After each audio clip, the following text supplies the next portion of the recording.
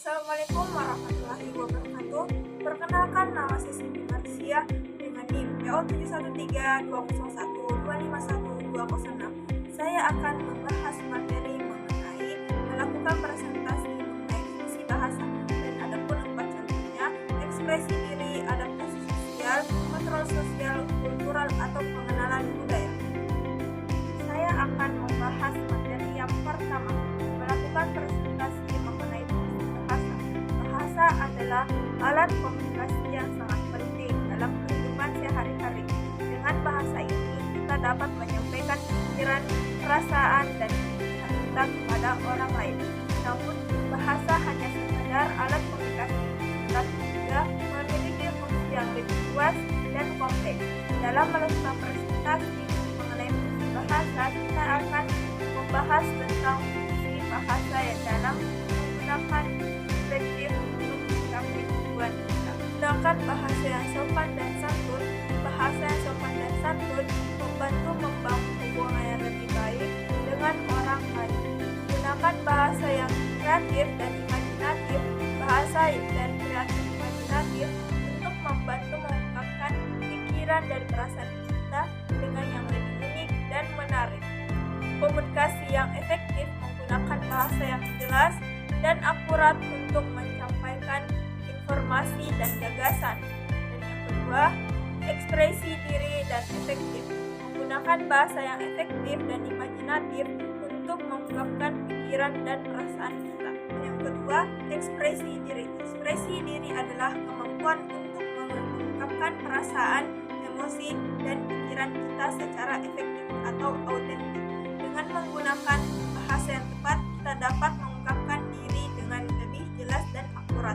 Adapun contohnya, yang pertama, menggunakan kata-kata yang tepat untuk mengungkapkan perasaan kita. Dan yang kedua, mengungkapkan bahasa tubuh atau sesuai dengan perasaan. Dan yang kedua, saya akan membahas ekspresi diri.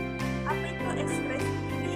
Ekspresi diri adalah kemampuan untuk mengungkapkan perasaan atau emosi dan pikiran kita secara efektif atau autentik.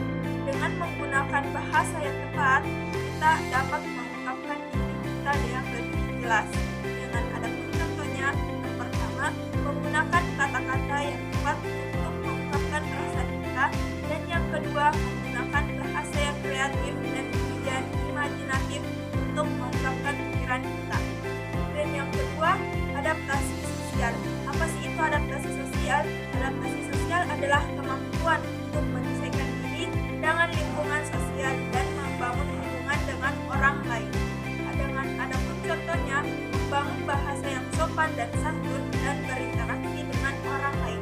Dan yang kedua, menggunakan bahasa sesuai dengan konteks dan sosial budaya.